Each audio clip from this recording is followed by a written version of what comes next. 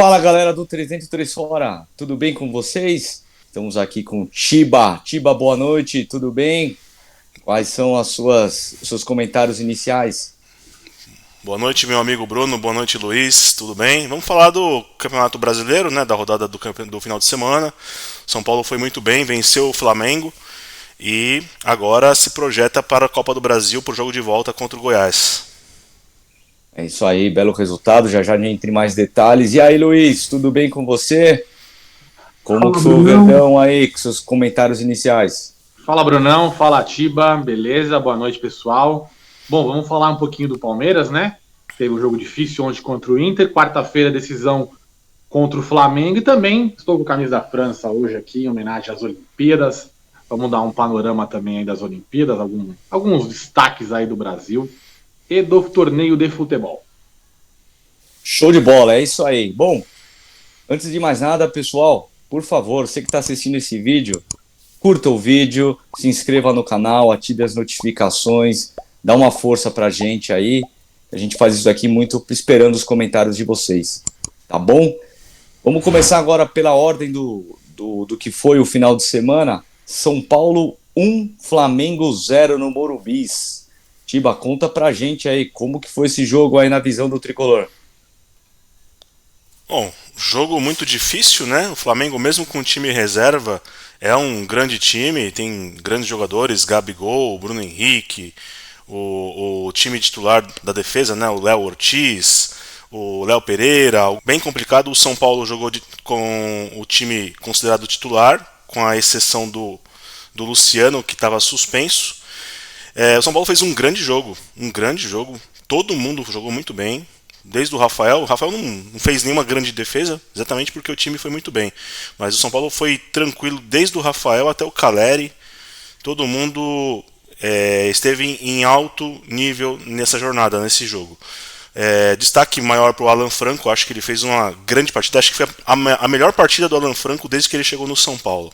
Ele foi muito bem, ele fez uma marcação individual no Carlinhos, o atacante do Flamengo, depois o Gabriel, né, que se lançou à frente, foi muito bem. Luiz Gustavo também. Aliás, tem que falar para vocês, Luiz Gustavo cada vez mais dono da posição do meio de campo do São Paulo.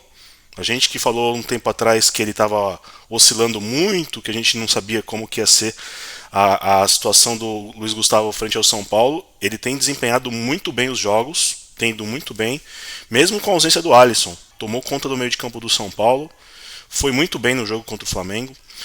Lucas Moura, Ferreirinha, grande partida do Ferreirinha mais uma vez. Ele bagunça, ele rabisca e faz um auê lá pelo lado esquerdo. Um grande jogo dele. O Caleri, decisivo como sempre. O Caleri é aquele cara que você pode achar que ele, poxa, o Caleri não tá bem. O Caleri fica 4, 5 partidas sem fazer gol, sem participar de gol, tem jogo que ele não joga nada. Mas esses jogos grandes, esses jogos contra times grandes como Flamengo, Corinthians, Palmeiras, ele cresce absurdamente. Ele cresce absurdamente, ele joga muita bola. Não só pela questão dos gols em si, mas é porque ele dá um trabalho absurdo. Se você perguntar pro Murilo ou pro Gustavo Gomes do Palmeiras mesmo, eles falam: o Caleri é um dos piores atacantes para se marcar, porque ele é chato. Então, assim, o jogo do São Paulo foi um bom jogo. O São Paulo controlou as ações do início ao fim. O Flamengo foi muito mal, muito abaixo. Bruno Henrique. Acho que o Tite meio que ao mesmo tempo que eu achei que o Tite ele quis poupar o time para jogar contra o Palmeiras, eu achei que o Tite ele deu uma esnobada. Ele achou que como o time do Flamengo ainda era líder, ainda tem um jogo para se fazer, eu acho que ele deu uma esnobada. Ele achou que o time que ele colocou em campo era suficiente para ganhar o jogo. E aí ele se surpreendeu. O time dele não jogou absolutamente nada. Nem com a entrada do Gerson da Arrascaeta o Flamengo conseguiu dar trabalho ao São Paulo. Não teve um chute a gol no gol do Rafael. Então, assim, grande jogo, grande expectativa. O São Paulo é esse time aí. Quando o São Paulo joga no seu limite, ele é capaz de dar trabalho para times mais expressivos como Palmeiras e Flamengo. Quando ele não joga no mesmo nível, ele também é surpreendido por Juventude e Cuiabá, por exemplo. Tá? Quero saber de vocês o que vocês acharam. O São Paulo com o Lucas é um outro time, né? A gente tinha comentado na outra rodada o jogo com Fortaleza, se não me engano, né? E assim, independente do time que o Flamengo colocou em campo, a postura do São Paulo, para mim, foi determinante, né? Até se o Flamengo tivesse com todo mundo, não acho que o resultado seria diferente, né? E o Luiz Gustavo, eu lembro que no jogo com o Corinthians, né? Eu vi bastante dele e, cara, ele tem um posicionamento muito bom, assim, você vê. O cara que joga um pouco na Europa lá, em ligas, né, mais elevadas, realmente tem um diferencial quando vem aqui pro Brasil. Né? E eu achei que o Tite veio para empatar o jogo, tá? Ele veio com um time que ele falou, acho que eu consigo um empate e tá de bom tamanho. E aí, Luiz, o que você achou de São Paulo 1, Flamengo 0? Começando aí pelo final, né? O Tite descartou, né? Descartou uma rodada, né? Acho que ele tinha essa rodada como um bônus. Achou que dava para jogar com o time em reserva, achou que conseguiria trazer o empate. Arrogante. O Flamengo é um time arrogante, como o Palmeiras também é arrogante. Eu já falo isso desde o começo do ano. O Palmeiras está um pouco menos arrogante porque está numa má fase. Mas quando está em boa fase, o senhor Abel e o Tite são arrogantes. Isso é fato. Então o Flamengo tratou esse jogo como se fosse um jogo contra o Vasco da Gama, né? No mais, Luiz Gustavo é um jogador de seleção brasileira, né? Um jogador que estou Copa do Mundo. E a gente está queimando a língua, nós três falamos muito mal dele, mas ele começa a entender o futebol brasileiro, né? Começa a entrar na engrenagem aqui do futebol brasileiro e começa a desempenhar um bom papel. A grande questão é a parte física, né? Será que esse cara vai ter fôlego até o final do ano com a maratona que a gente vai ter agora aí em agosto, setembro, né? Eu não tô nem gorando o jogador, não é isso. É que o São Paulo não tem muitos substitutos, ele não consegue dar descanso para o jogador. Então acho que essa é a preocupação aí do torcedor tricolor, né? O São Paulo vai ter que em alguns momentos tirar esse jogador para que nas partidas grandes o São Paulo tenha ele em campo, né? Já que ele, nesse momento, é o principal substituto do Alisson, né? Ele tá jogando muito bem nessa função. Então é uma... Não vou dizer que é uma grata surpresa, né? Mas ele começa a dar resposta pro torcedor. É isso aí. Tiba, você tem algo mais aí a completar do São Paulo? Não, é só isso mesmo. O São Paulo agora joga quinta-feira na Serrinha contra o Goiás, jogo da volta da Copa do Brasil. Pode perder por até um gol de diferença que ainda assim se classifica para as quartas de final. Tenho boas perspectivas para esse jogo. Acho que o São Paulo deve fazer uma partida tranquila e deve trazer a classificação sem maiores dificuldades. Bom, seguindo a rodada, Corinthians 1, Juventude 1. Jogo domingo na Neoquímica Arena. Vou abrir comentando um pouco do jogo, já passo a palavra para vocês, tá bom, meus amigos? Bom, Corinthians para mim perdeu de 1-1. Era um jogo que o Corinthians tinha que ter os 3 pontos, tá? Por tudo que já perdeu de oportunidades ao longo do primeiro turno, era um jogo que tinha que carimbar os 3 pontos. Não fez, tá? Isso tem um peso muito grande e pode custar muito lá na frente, tá? O Corinthians que entrou com uma escalação a princípio que eu me empolguei quando eu vi Garro e Coronado. Luiz que perguntou várias vezes, né, de jogar juntos, de 2 meias. Eu falei, poxa, amanhã eu vou falar para ele que finalmente jogou junto, mas na prática o Coronado não jogou muito na meia, né? Ele jogou mais ali aberto, ao lado direito. E assim, para mim não rendeu o quanto eu gostaria. Tá? O Corinthians que começou o jogo e mais uma vez, logo no começo do jogo, tomou um gol, tá? Uma jogada interessante, porque o Alex Santana ele perde uma dividida e logo em seguida o Ranieri também não consegue tomar a bola. Nesse momento, o Corinthians fica com 2 a menos no sistema de defesa.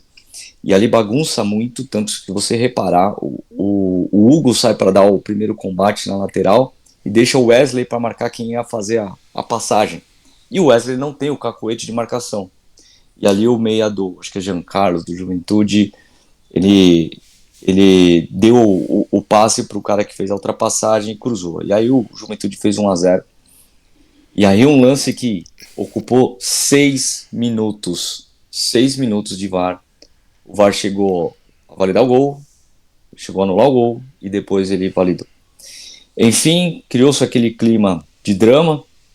O Corinthians meteu uma bola na trave com o Giovani ainda no primeiro tempo. mas ficou assim sem grandes oportunidades. Até que no final do primeiro tempo ali, num contra-ataque, o goleiro foi expulso. Ele fez uma falta no Giovani, para mim indiscutível. Enfim, acabou o primeiro tempo, 1-0 Juventude. Corinthians volta com substituição, entrou o Pedro Henrique. O Corinthians faz um gol de cabeça, o Pedro Henrique empata o jogo. Logo depois o Juventude tem mais um expulso e o Corinthians joga com 2 a mais. E aí o corintiano falou, bom, até o jogo acabar, o Corinthians vai fazer um gol. E não fez. O Corinthians ainda teve algumas oportunidades, para mim muito mais ali no ímpeto de jogar em casa, numa vontade, mas assim, não foram tão inteligentes para mim os jogadores. Foi mais uma questão de burro de carga, sabe? Eles correm, se trombam, se batem, não podemos falar que falta vontade, mas falta jogar um pouco mais com a cabeça, na minha opinião. Fato é, o Corinthians não conseguiu um segundo gol, fim de jogo 1-1, um resultado aqui para o Corinthians é péssimo, porque o Corinthians volta ao Z4, com jogos a mais que alguns adversários ali diretos. Queria saber aí de você, Luiz, o que você achou do jogo, o que você quer comentar do que eu disse, da derrota do Corinthians de 1-1. Eu esperava muito mais do Corinthians nesse jogo, né? O Corinthians, como você falou, tomou 1-0 e o Juventude teve uma chance claríssima com 1-0 de fazer o segundo gol, tá? Se o jogador ele tem um pouquinho mais de tranquilidade, ele bate por cima e faz 2-0. Eu até comentei antes de a gente iniciar a gravação com o Bruno que se o Juventude não tem o goleiro expulso bizarramente, tá? Uma expulsão justíssima, mas ele foi um lance bizarro. Ele pediu a bola e aí devolveu a bola para o Corinthians e teve que fazer a falta. Se ele não é expulso, eu ouso dizer que talvez o empate não tivesse vindo. Pela maneira como o Corinthians jogou. É lógico que talvez o Corinthians tivesse tido mais raça ali com o jogador, com os dois times com o mesmo número de jogadores. Eu até comentei também com o Bruno que quando o Corinthians tomou o gol, eu já fiz uma aposta contra o Juventude, que eu contava com, no mínimo, um empate, acabei ganhando uma aposta, mas assim, achei que seria bem mais fácil. Quando o Corinthians empatou, já estava rolando o jogo do Palmeiras, eu estava já acompanhando pelo celular o jogo do Corinthians, falei, vai ser 3-4-1, porque na sequência saiu a expulsão do segundo jogador, e o Corinthians não conseguiu criar, como o Bruno falou, esperava também o Coronado ali numa outra posição. Achei que o Ramon ontem foi mal. E o Corinthians vai se complicando. Por quê? Teoricamente, ele está muito próximo dos adversários. Até o 13º tem ali 23, 24 pontos. Só que o Corinthians tem Copa do Brasil e Sul-Americana. E aí? Vai poupar? Vai colocar os jogadores? A torcida vai aceitar uma eliminação de Copa do Brasil e de Sul-Americana para priorizar o brasileiro? Então fica uma situação complexa. E ontem era um jogo para o Corinthians somar os 3 pontos e dar uma boa aliviada na tabela, né? Então, até já vou devolver a pergunta para o Bruno. O que você acha, Brunão? Vale a pena correr riscos no brasileiro e manter o time titular nas Copas? Ou, sei lá, largar um pouco a mão das Copas e focar no brasileiro? O que você acha aí? Ontem, na coletiva, teve uma pergunta parecida dessa para o Emiliano, e ele foi muito claro. Ele falou, o foco desde o começo que nós chegamos aqui é o Brasileirão. E eu tô com ele. Até porque o Corinthians não tem um time, um elenco muito grande para bater de frente com muitos times, principalmente na Copa do Brasil. Então, assim, se tiver que priorizar, que priorize o brasileiro. Neste momento, o Corinthians não vai poupar ninguém, seja num torneio, seja no outro. Tá? O Corinthians vai chegar ao limite físico para daí poupar. Tá? Mas se tiver, eu pouparia das Copas. Respondendo a sua pergunta diretamente, tá? Show. E aí, Tibá, alguma coisa a acrescentar? Eu ainda tenho dúvida com relação ao gol do Juventude. Não tem ainda o lance ao certo se o jogador que fez o gol, que foi o Alan Ruschel, né? Se ele está na mesma linha da bola ou não. Ainda tem um pênalti que eu achei penalidade para o Corinthians no segundo tempo, que o juiz não marcou. O jogador errou o cabeceio, a bola bateu no braço dele. Ele não colocou a mão na bola, ele não teve um gesto deliberado, mas a bola bate no braço dele e o braço não está 100% colado. Então, na minha visão, era passível de marcação de pênalti. Mas assim, O que eu achei do jogo? O Juventude, o Corinthians está tomando muitos gols logo no começo das partidas na sua casa. Isso mostra que o time do Corinthians está muito ansioso. O time parece que não está concentrado. Afoito. Não está concentrado. Parece que não está concentrado. Parece que a pressão é tão grande que o time, na hora que ele vai reagir, já aconteceu o primeiro gol. Estou com vocês com relação ao goleiro. É um lance que o goleiro pediu a bola para ele e ele errou feio, tocou errado a bola no pé do jogador do Corinthians, o Giovani, e aí acabou tendo que fazer a falta e gerou a expulsão. Se aquele lance não acontece, você vê como são as coisas, né? Se aquele lance não acontece, o Corinthians saindo com 1-0 no placar, a situação ia ficar muito difícil. A torcida ia cobrar muito no segundo tempo. A situação do Corinthians ia ficar adversa mesmo. E aquele lance da expulsão deu uma perspectiva para os jogadores. Só que eles não souberam aproveitar essa situação.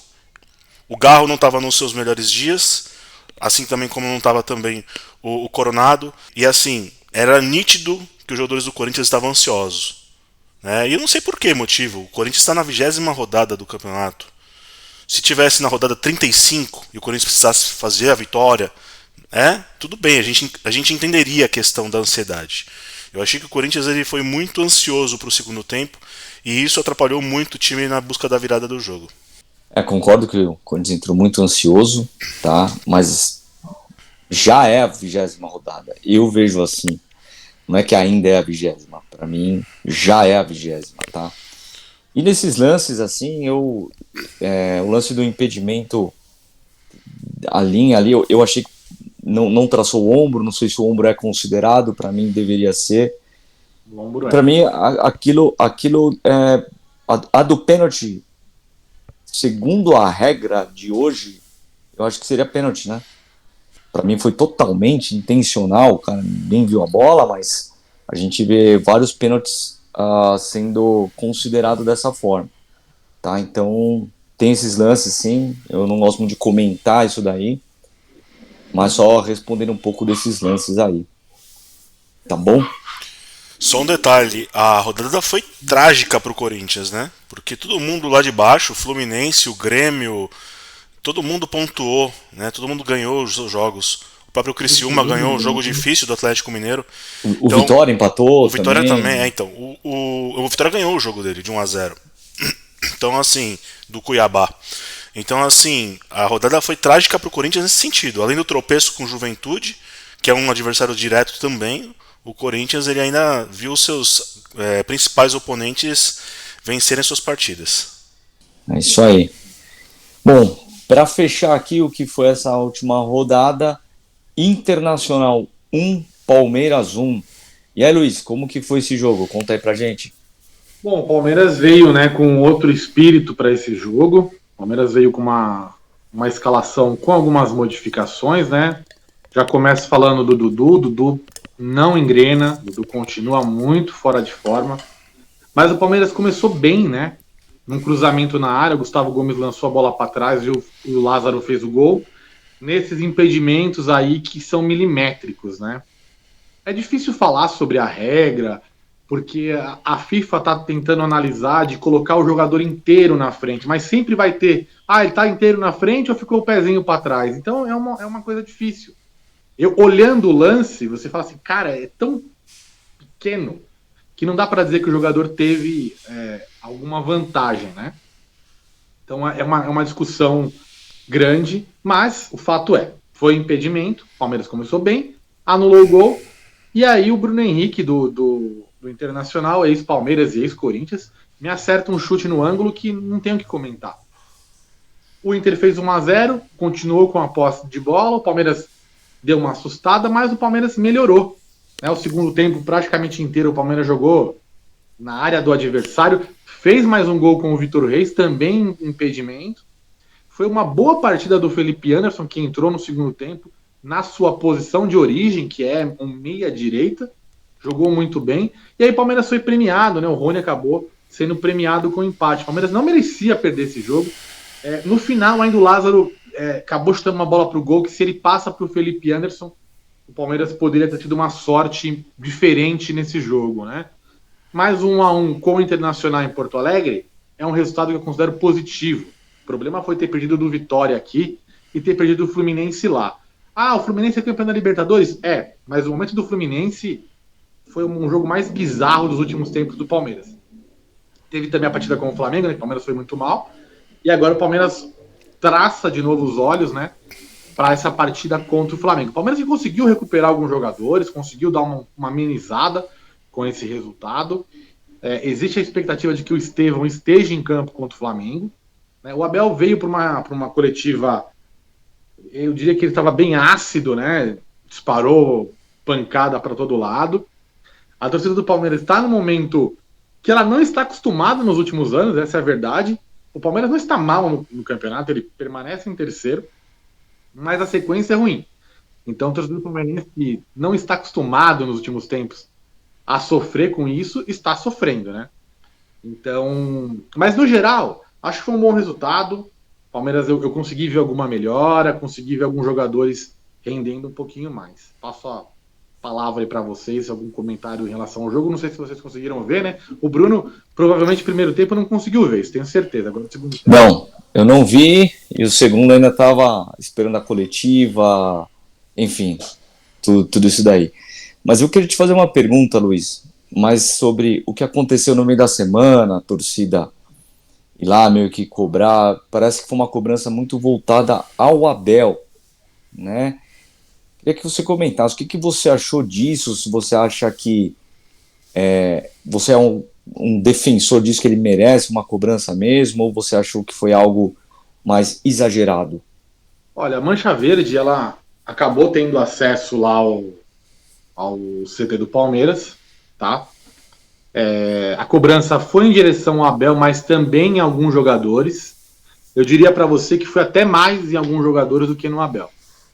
É que o Abel, ele se tornou praticamente um imperador do Palmeiras, né? Então ele tem uma moral muito grande e pouco se contesta ao que o Abel fala. Na torcida do Palmeiras, dependendo de onde você estiver, se você falar mal do Abel, os caras querem te bater. Eu não sou esse tipo de torcedor, tá? Eu xinguei o Felipão, xinguei o Luxemburgo e vou xingar o Abel quando ele fizer besteira. Tá? Acho que ele tá no seu pior ano. O Palmeiras vinha jogando bem. Eu até comentei com isso em relação ao Garro no Corinthians. O Palmeiras vinha jogando muito bem, mas um jogo muito posicionado no Estevão. O Estevão estava abrindo espaço. E o Estevão saiu, o Palmeiras acabou tendo um choque de realidade. Algumas peças não estão muito bem esse ano. Mas não é o melhor ano do Abel. Se eu concordo com a cobrança em cima do Abel, eu concordo. Tá? No fundo, quem paga o salário deles somos nós, somos torcedores. Eu sou contra a violência, tá? Viu bater em jogador, mas eu acho que se há algo passivo, tranquilo, passivo, acho que, sei lá, o diretor tem que responder isso, tem que dar uma resposta, entendeu? Que assim, quando você invade um centro de treinamento, você perde totalmente a moral, né? Mas assim, cara, o Palmeiras ele tem um jogo na quarta-feira, que é um jogo dificílimo.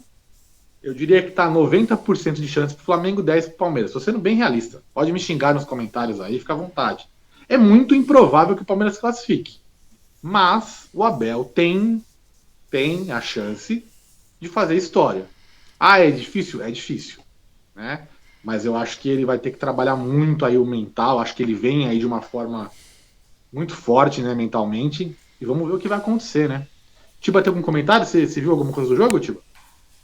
Eu fiquei alternando entre o Corinthians e o Palmeiras, né? Eu vi o jogo do Palmeiras o segundo tempo inteiro e eu achei que o placar acabou sendo justo. Eu achei que o Palmeiras e o Inter fizeram uma boa partida, os dois times. O Inter também teve chances, oportunidades de fazer mais gols. O Everton foi muito bem também no jogo. É bom de se falar isso porque o Everton estava sendo muito contestado nos últimos tempos. E eu tenho achado que o Everton tem melhorado. Né? Apesar de achar que aquele segundo gol do Flamengo era uma bola defensável para um goleiro do nível dele. Mas, no geral, eu acho que o Everton tem melhorado, tem feito boas partidas, tem ajudado o Palmeiras a não perder os jogos. Então, assim, esse jogo em si ele foi um jogo muito bom dele. O Palmeiras parece que animicamente era outro time nesse jogo, realmente. E isso é talvez uma situação que traga ao palmeirense essa perspectiva para uma virada contra o Flamengo. Se isso vai acontecer ou não, a gente não sabe, mas isso animicamente falando dá ao palmeirense a esperança, a expectativa de poder, sei lá, fazer 2 gols, de repente levar para as penalidades ou fazer 3 gols. É possível. Mas assim, gostei do jogo do Palmeiras. Acho que o Palmeiras fez um bom jogo, sim. Eu acho que você comentou em relação ao Everton, né? Só para encerrar o assunto, o Everton realmente tem melhorado, tem jogado bem, tem feito boas partidas. O segundo gol do Flamengo é uma falha grotesca do Gustavo Gomes, né? Que vem jogando muito mal, apesar de contra o Inter ele já apresentou um futebol um pouco melhor.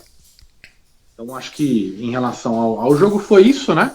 Vamos mudar para as Olimpíadas para você trazer um panorama para a gente. Como estamos de Olimpíadas. Bom, o Brasil que tem 2 medalhas de ouro, né? 2 mulheres. As mulheres estão aí dando show, as brasileiras, né? A judoca, que conseguiu a medalha de ouro, e a Rebeca Andrade, que é a maior atleta da história olímpica do Brasil, com 6 medalhas. A garota tem 2 medalhas de ouro. É inacreditável. O Brasil virou o país da ginástica, né? Ela merece todos os louros e só temos que dizer parabéns. O futebol feminino, incrivelmente, passou pela França e está na semifinal. Ninguém esperava esse resultado. Para vocês terem uma ideia, as casas de apostas estavam pagando 10-1. Para vocês terem uma ideia. E o Brasil acabou passando e agora pega a atual campeã do mundo, a Espanha. Engraçado é que o melhor jogo do Brasil, entre aspas, foi sem a Marta, né? E agora a Marta está ainda em suspensão. Ela acabou pegando 2 jogos. E o Brasil vai para essa semifinal aí. Se de repente passa pela Espanha, ele vai para a final. E aí já garante uma medalha. Mas assim, para mim, até agora, a maior surpresa da delegação brasileira. Essa semifinal olímpica do futebol feminino, tá? O Brasil que hoje também teve a medalha de bronze do Gabriel Medina agora há pouco. E está na final, nesse momento, disputa a final do surf feminino, valendo a medalha de ouro. Mais uma mulher aí brasileira tendo a chance de faturar mais um ouro. Destaque também para ir falando em geral, né? A China, a França e a Austrália com bons desempenhos, roubando muitas medalhas dos americanos. Uma Olimpíadas bem mais disputada, bem mais com uma divisão maior entre os países. Tá bem legal de assistir. Não sei se vocês têm visto. Então, comentários aí de vocês aí do que vocês viram das Olimpíadas até o momento.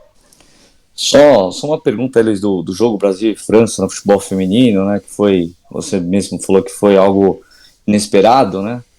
O que te surpreendeu mais, o Brasil passar da França ou 16 minutos de acréscimo, né? Cara, é bizarro, porque não teve nada para aqueles 16 minutos, né?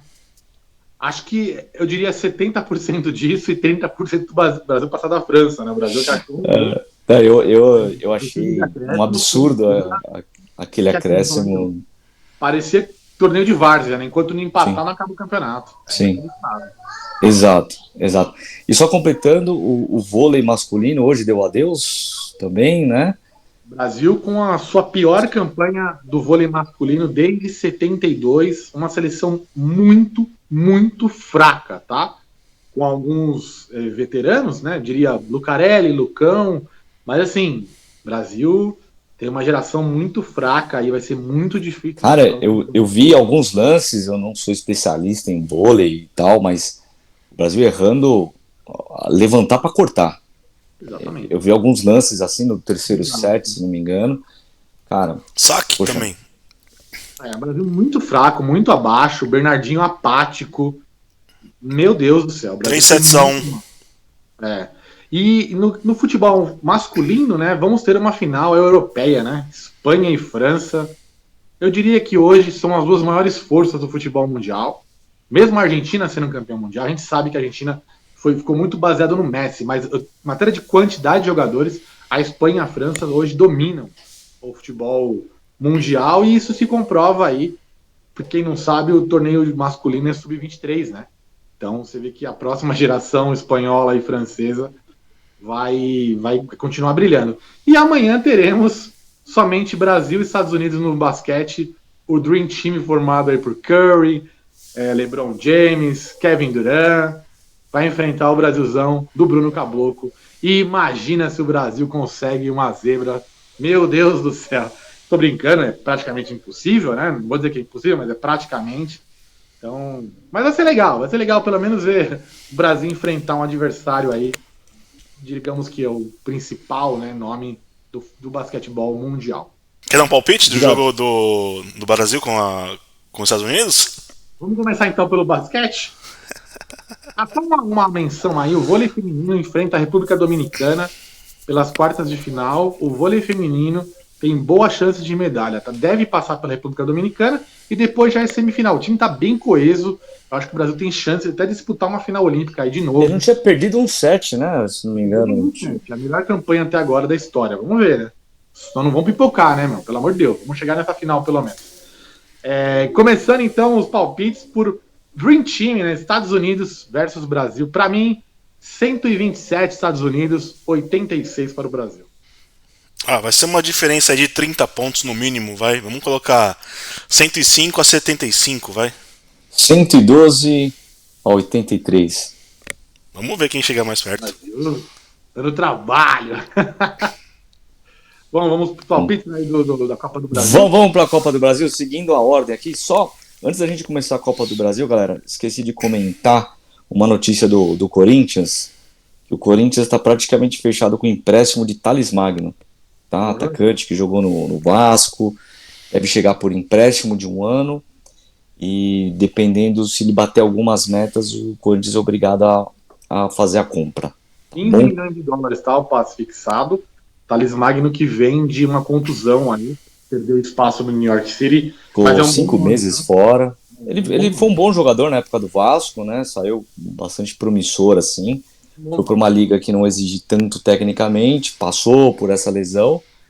Vamos ver o que nos espera aí. Não é uma cabeça de bagulho, não, tá? Um jogador aí que vem para ser titular, não cobra. Com certeza. Ainda mais se o Wesley for negociado. Vamos lá. Copa do Brasil. Primeiro jogo aqui dos 3. É na quarta-feira, às 20 horas, no Allianz Parque. Palmeiras e Flamengo. Luiz, o que você me diz? Qual que é o seu palpite? Olha, o meu coração diz que vai ser 2-0, mas o Palmeiras costuma tomar gol do Flamengo. Então, teremos um 3-1 pro Palmeiras. E nos pênaltis, finalmente vai acabar essa cena. O Everton pega 2 e o Palmeiras passa nos pênaltis. É isso. Tiba, teu palpite, meu amigo. Pô, cara, lembrei de 99, Copa do Brasil 99. Ele tava lá, viu, Tiba? Eu sei, lembra que você comentou com a gente? 4-2, né? Euler. Bom, eu acho que o jogo vai ser um jogo duro pro Palmeiras. Vai ser 2-1 pro Palmeiras. 2-1 pro Palmeiras. O mesmo palpite que o meu, viu, Tiba? Palmeiras vence aí, mas acho que o Flamengo vai fazer um golzinho aí que vai determinar a classificação. No mesmo dia, às 21h30, em Curitiba, Grêmio e Corinthians. E aí, Tiba, o que você acha? Qual que é o teu palpite? Grêmio e Corinthians, o jogo vai ser no Couto Pereira. Eu acho que o Grêmio vai vencer por 2-1. E aí, Luiz, o que você me diz? Acho que o Corinthians pega o Grêmio no seu melhor momento do ano, né? O Grêmio que vinha muito mal. Se fosse há 2 semanas atrás, eu apostaria no Corinthians. Nesse momento, eu vou dizer que vai ser 1-1. E aí, nos pênaltis, eu não tenho um palpite, tá? Não sei te dizer. Então, meu palpite é 1-1 e pênaltis. Meu palpite é 0-0 e o Corinthians passa. Pelo momento do Hugo. Vamos lá, na quinta-feira, às 20 horas, Goiás e São Paulo. Esse daqui que é o mais equilibrado dos 3, né? Que nós falamos, jogo muito difícil. E aí, Luiz, o que você acha aí? São Paulo tem chance, Luiz? São Paulo tem chance? É na Serrinha, é Goiás 4, São Paulo 0. Lembra da aposta que você fez, hein? Já pensou se der esse palpite aí? Cara, se você tá um palpite desse, você tem que pagar umas 30 garrafas de cerveja. Nariz de palhaço e tudo, hein? Palhaço, tomando cerveja. Cara, vai ser 1-1 esse jogo. Não, o palpite, ó, 4-0 pro Goiás, mas o palpite entre aspas, real, é 2-0 pro São Paulo. Vamos ganhar os 2 jogos? Goiás 1, São Paulo 2. Acho que vai ser 1-1 esse jogo. Beleza. Legal, galera. Vocês aí que gostaram, então, dos comentários das Olimpíadas, curtam, compartilhem, para que em 2028 o Luiz seja enviado do canal a Los Angeles fazendo a cobertura lá, hein? Eu vou fazer mais um... Vou dar mais um parabéns à Rebeca Andrade, ela merece. Até porque a ginástica não é um esporte tão divulgado no Brasil, que receba tanto investimento, e o que ela fez foi algo absurdo, tá? Menção também para a judoca, eu esqueci o nome dela agora. Beatriz Souza. Beatriz Souza. Para quem não sabe, só para fechar rapidão, na França o judô é muito popular, muito popular. Na semifinal ela enfrentou somente a campeã mundial e olímpica, que era francesa. Macron estava presente na disputa. Era muito difícil ela ganhar, ela dominou a luta e encerrou com uma finalização maravilhosa, quase quebrou o braço da garota. Então, assim, cara, foi muito difícil, muito merecido. Então, assim, eu encerro a minha participação no vídeo de hoje dizendo parabéns, vocês são foda, ponto. E próxima, em Los Angeles, estarei lá, cobrindo pelo canal. É isso aí, é isso aí. Outros também merecem destaques, mas a gente não vai falar aí, porque eu gosto muito de quando tem esses, digamos, medalhistas inesperados, né? A gente fica só pensando, pô, o futebol não foi com tal jogador que já é milionário e tal, e perde uma vaga pro Paraguai que perde de 5-0 pro Japão, enfim. Vamos entrar nesse mérito, mas parabéns aí principalmente a todos esses aí que a gente levantou, tá bom? Um último destaque aqui que eu gostaria de compartilhar com os meus amigos fãs de futebol. A saudade aí tá por esperar, dias contados, Premier League deve voltar, todos os campeonatos na Europa também. Sábado, Supercopa da Inglaterra, clássico de Manchester, United versus City. Então, para quem tiver oportunidade, eu acho que vai ser um grande jogo aí. Tá bom? Galera, mais uma vez, muito obrigado. Compartilhem, comentem, a gente vai responder todas as mensagens aí, tá bom? Ative o sininho da notificação. E é isso, até a próxima. Um grande abraço. Valeu, galera. Boa semana. Abraço.